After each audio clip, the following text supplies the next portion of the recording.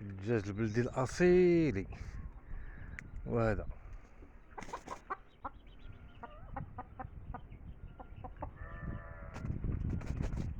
كيتوفر على مناعة جد قوية، تيبات برا ما كاين لا تلقيح لا شتا لا برد لا حتى شي حاجة.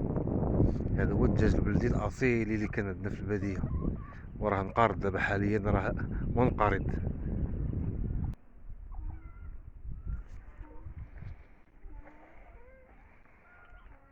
وهذا الدجاج خليط سلالات اللي ولا في البيئة، خصك تغطيه وتوكلو وتشربوه، تحافظ ليه على درجة الحرارة ديالو تكون معتدلة.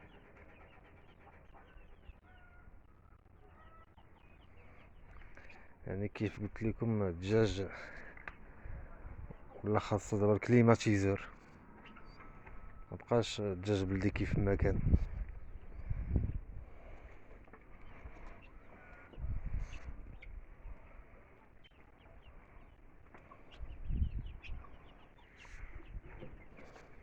بالتوفيق للجميع، السلام عليكم.